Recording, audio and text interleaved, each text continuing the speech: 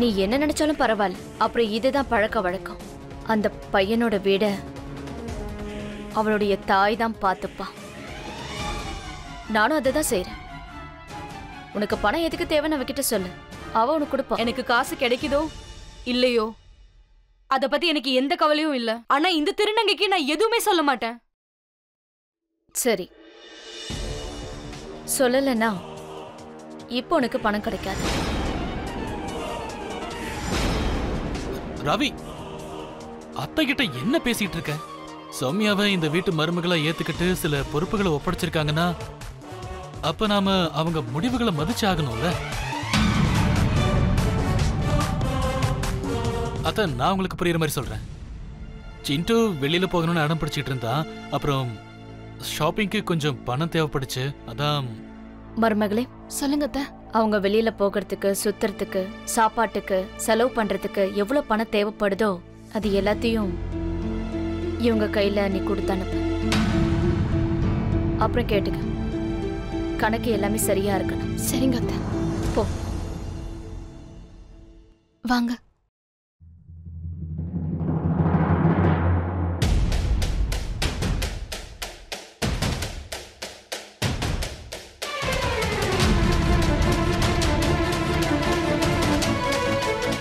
அம்மா, ஒருவேளை நீங்க இந்த திருநங்கைக்காக இப்படி உங்க மகளை இழந்துடாதீங்க.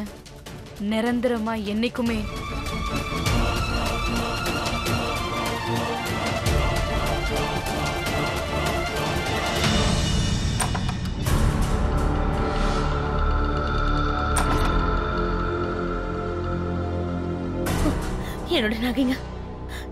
என்னோட நகைங்களை நான் யாருக்கு தர மாட்டேன். அப்புறம் அந்த பிரீத்தியையும் நம்ப முடியாது. அவங்க என்ன வேணாலும் பண்ணி என் நகையை எடுத்துக்கலாம். இல்ல, நான் என் நகைங்களை யாருக்கும் தர மாட்டேன். இப்ப நான் என்ன பண்றது? எங்கேயாவது மறைச்சு வச்சிடணும். இந்த நகைங்க யாரு கணக்கும் படாத அளவுக்கு எங்கேயாவது ஒளிச்சு வச்சிடறேன். எங்க வைக்கிறதுன்னு தெரியலையே. அதுதான் சரியான இடம்.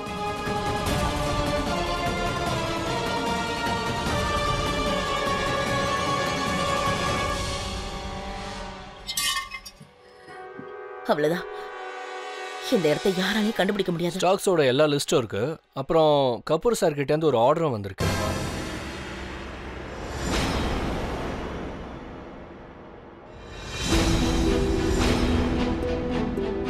நீ போ, நான் வரேன். சரிண்ணா.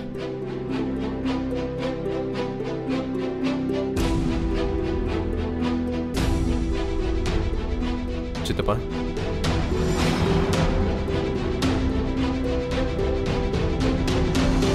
என்னாச்சு?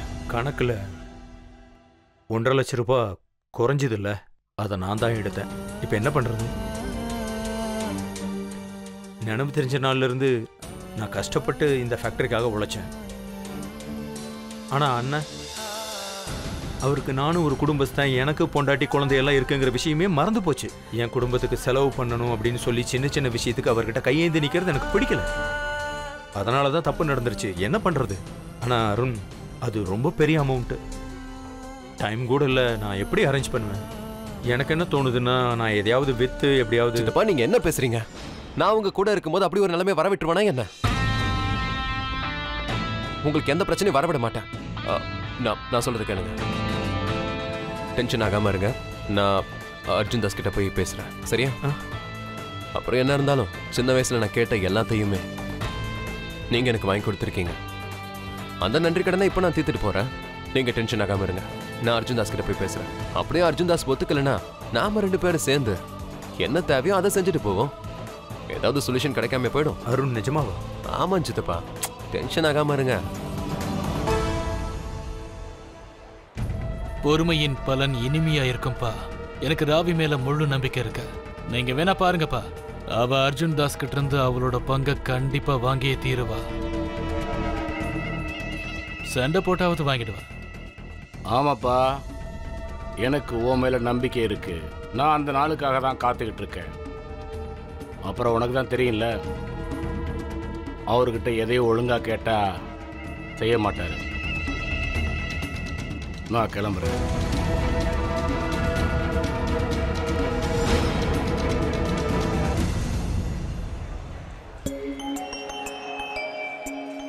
எங்கதான் போனாரு? எப்பதான் வருவாரோ? அப்புறம் இந்த ஆளோட பேச்சு இப்போதைக்கு நிக்காத போல இருக்கு.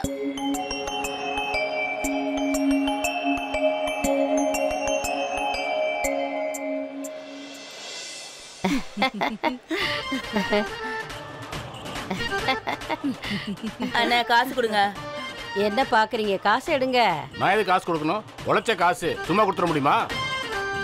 நாங்களும் உங்களை மாதிரி கஞ்சூஸ் கிட்ட காசு வாங்கி தான் பொழைச்சுக்கிட்டு இருக்கோம். காசை எடு. அதெல்லாம் முடியாது, கிளம்புங்க. காசு எடுடா. ஏய், ஏய், வேணாம்.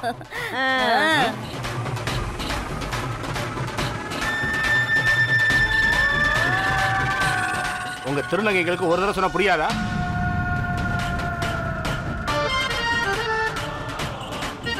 காசு கொடு போயிடுறோம். முடியாதுன்னு சொல்றேன்ல, போங்க. அட, போங்க, போங்க.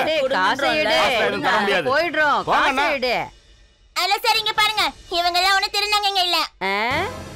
திருநங்கை இல்லையா? அப்ப நாங்க யாரு? தெரியாது. ஆனா திருநங்கைங்க உங்களை மாதிரி இருக்க மாட்டாங்க.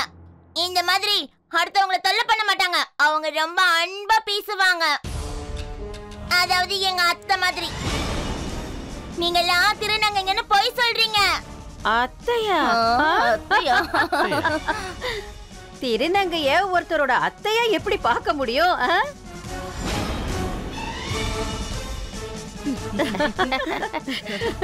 ஆமா, இங்க என்ன பண்ணிட்டு இருக்கீங்க? தங்கச்சி, இந்த பையன் என்ன சொல்றான்னு கேள. இவனோட அத்தை ஒரு திருநங்கைன்னு சொல்றான். சரி, நீ சொல்லு, ஒரு திருநங்கை எப்படி அத்தையாக முடியும்? ஒருவேளை இவன் சௌமியா பத்தி பேசிட்டு இருக்கானா என்ன? சௌமியா பத்தின உண்மை இங்க யாருக்கும் தெரியக்கூடாது. ஏதாச்சும் பிரச்சனை வரதுக்குள்ள இவங்க எல்லாத்தையும் இங்க இருந்து அனுப்பிடணும். நீங்க எல்லாரும் இருக்கீங்களே, இந்த சின்ன பையனோட பேச்சை நம்பிட்டு இது பெருசா எடுத்துட்டு இருக்கீங்க. கிளம்புங்க, நிறைய வேலை இருக்கு. கிளம்புங்க, போலாம். வாங்க வாங்க வாங்க வாங்க, நிறைய வேலை இருக்கு. அட, இவன் எங்க போயிட்டான்?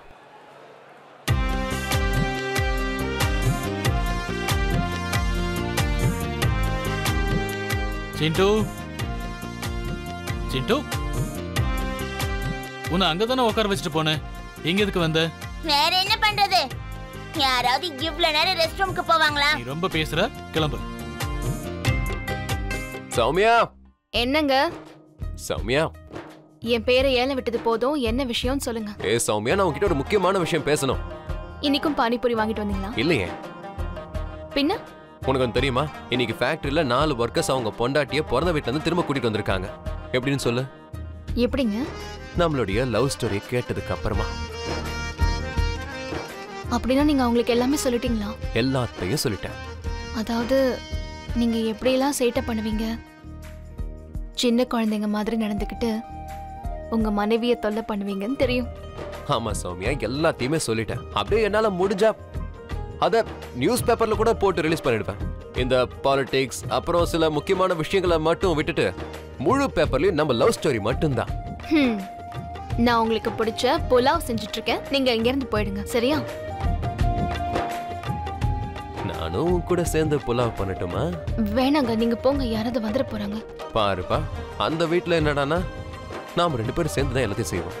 ஆனா இங்க மட்டும் யாராவது வந்துருவாங்களா?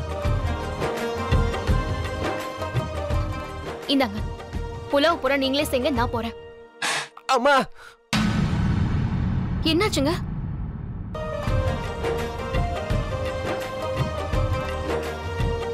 நீ இருக்கல்ல, என்னதான் என் மேல கோவப்பட்டாலும் கூட ரொம்ப அழகா இருக்க சௌமியா.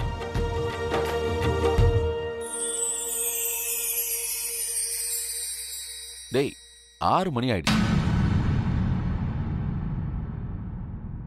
அந்த 1.5 லட்சம் ரூபாய் பணத்தை, அதான் கணக்குல வித்தியாசம் வந்ததே, அந்த பணத்துக்கு என்ன சொல்ற? அதுக்கு என்ன பதில் சொல்ற சொல்லு. நான் என்ன சொல்றேன்னா வீரா, அந்த 1.5 லட்சம் ரூபாயை திருப்பி தர 6 மணி வரைக்கும் டைம் கொடுத்தேன். நேரம் முடிஞ்சு போச்சு. எங்க பாருங்க அர்ஜுன்தாஸ், கணக்கு பார்க்கவும் கொஞ்சம் டைம் ஆகும்ல. நீ கொஞ்சம் பொறுமையா இருப்பா அருண். இந்த ஃபேக்டரி என் சொந்த உழைப்பால வந்தது. என் ரத்தத்தை வேர்வையா சிந்தி உழைச்சு சம்பாதிச்சது. அதனால முக்கியமான முடிவுகளை என்னையே எடுக்க விடு. இல்ல இப்ப நான் என்ன சொல்ல வரேன்னா அது இது சௌமியோட விஷயம் கிடையாது. சில விஷயங்கள்ல அவர் அப்பாவா இருக்கவர். நான் சொன்னது சரிதானே? சொல்லுங்க. அண்ணே, என்கிட்ட காசு இல்ல. பரவாயில்ல, கவலைப்படாத. உன் பொண்டாட்டியோட நகை அடமான வை.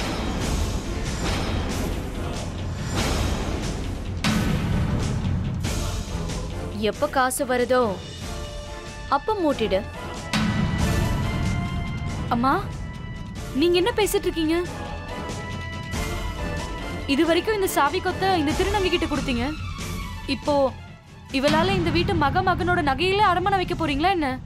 அடமான வைக்கிறதுக்கு நகைங்க எங்க கிட்ட இருக்கணும்ல இல்லையா வீரன்? நாங்க என்ன பண்ண முடியும்? என்கிட்ட எதுவும் நகைங்க இல்லையே. உங்க அப்பா உனக்கு எதுவும் கொடுக்கலையா? அப்ப சும்மாவே நீ உங்க அப்பா எனக்கு இது பண்ணாரு அது பண்ணாருன்னு சொல்லிக்கிட்டு இருக்க. நீங்க என்ன வேணும்னாலும் பேசுங்க. என்கிட்ட ஒரு சின்ன நகை கூட இல்ல, அவ்வளவுதான்.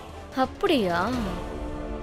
ஏய் வருண், சொல்லுங்க மாமா. நீ உடனே போய் என் தம்பி வீராவோட ரூம்ல அந்த பணம் ஏதாவது இருக்கான்னு தரோவா செக் பண்ண.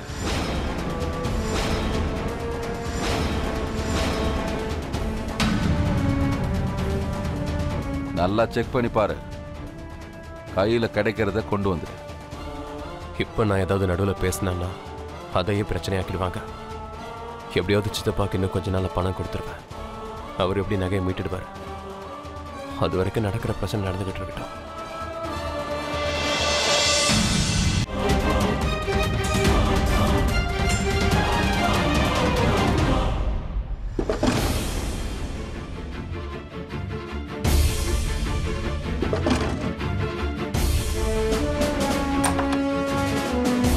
பாத்தீங்களா, நான் தான் சொன்னல என்கிட்ட எதுவுமே இல்ல, எந்த நகையும் இல்ல.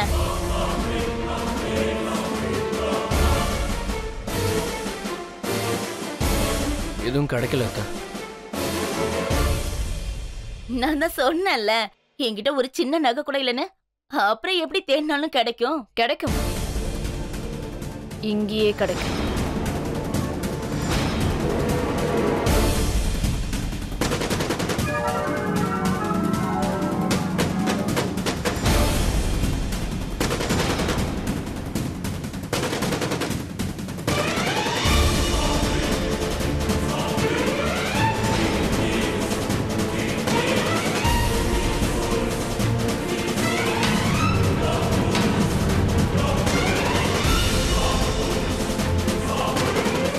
இது பக்கத்து வீட்டுக்காரங்க தான்.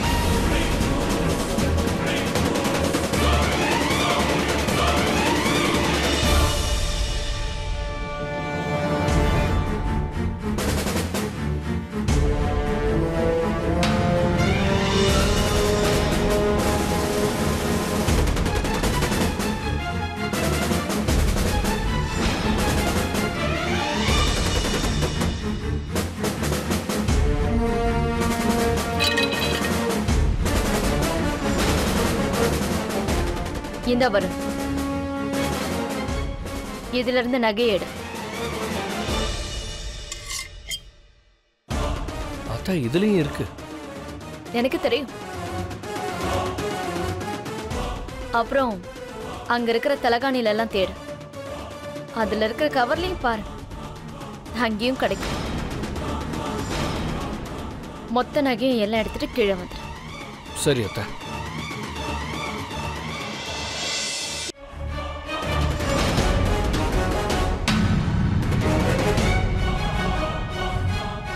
நகை உங்ககிட்ட இல்லைல்ல? இது எங்க வந்துச்சு? இப்ப நீ என்ன சொல்லுவ? அக்கா மாயமந்திரம் பண்ணிட்டாங்க. பரவாயில்ல, அதான் நான் பார்த்துட்டேனே பிரீத்தியால என்ன செய்ய முடியும்னு.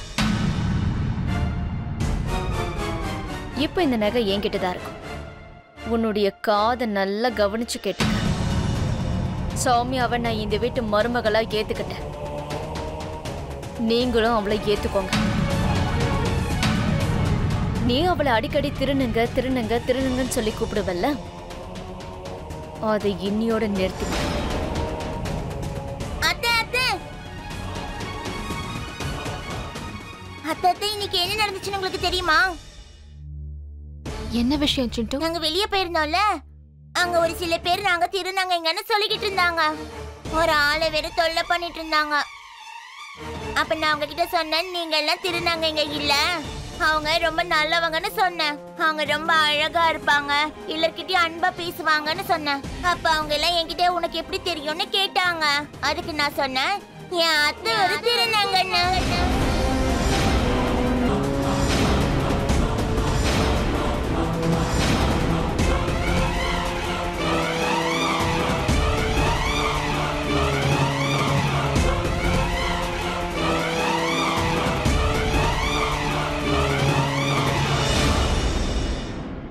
அப்புறம் அவங்க எல்லாரும் சிரிக்க ஆரம்பிச்சிட்டாங்க. அதுவும் இல்லாம ஒரு திருநங்க உனக்கு அத்தையா எப்படி ஆக முடியும்னு கேட்டாங்க. அவங்க ஏன் அப்படி சொன்னாங்க சொல்லுங்க அத்தை. டேய் அவங்கள விடு, இங்க வா, நான் உனக்கு சொல்றேன். சிண்டு குட்டி, இதெல்லாம் நடந்துகிட்டு இருக்கும்போது உங்க அப்பா எங்க இருந்தாரு? ரெஸ்ட் ரூம் போயிருந்தாரு. நல்ல வேளை, அவர் கூட உன்னை யாரும் பார்க்கல.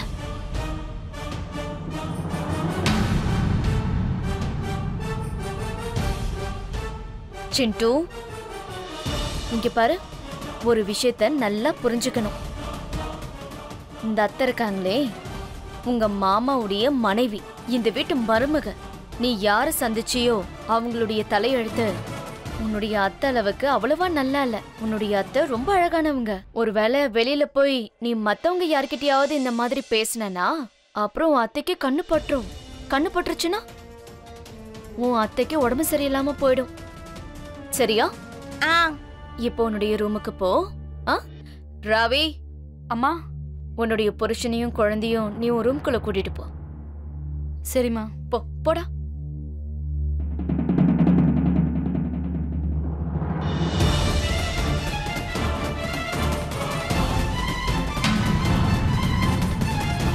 போ, நீயும் போ.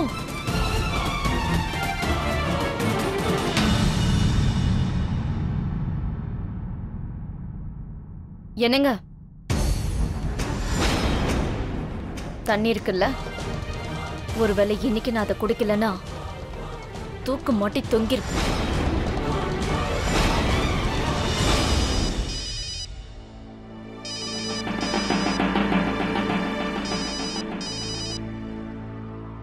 ஹலோ ஹலோ சௌமியா, நான் ராணி பேசுறேன். சொல்லுங்கக்கா. ஷாம்லிக்கு உடம்பு ரொம்ப சரியில்லாம போயிடுச்சு. ரொம்ப அதிகமா ஜுரமா இருக்கு. நாங்க டாக்டர்கிட்ட கூட்டிட்டு போனோம். ஆனா அவர் கொடுத்த மருந்து கொஞ்சம் கூட வேலை செய்யல. இப்ப மல்லிகாக்காவும் வீட்ல இல்ல. அவங்களுக்கு போனும் கிடைக்க மாட்டேனுது. இப்ப என்ன செய்யறதுன்னு எனக்கு கொஞ்சம் கூட புரியல. சௌமியா, நீதான் ஏதாவது செய்யணும். சரி ராணிக்கா, நீங்க கவலைப்படாம இருங்க, நான் ஏதாவது பண்றேன். நான் உங்ககிட்ட அப்புறமா பேசுறேன். ப்ளீஸ் சீக்கிரம் ஏதாவது செய். அருணுக்கு ஃபோன் பண்ணி சொல்றேன். இல்ல, ஏற்கனவே என் விஷயத்துல ஏகப்பட்ட பிரச்சனை. நான் அவருக்கு இன்னமும் பிரச்சனை கொடுக்க விரும்பல. என்ன பண்றது?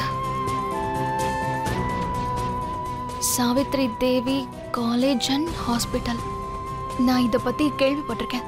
அவங்களை அங்க கூட்டிட்டு போனா கரெக்டா இருக்கும்.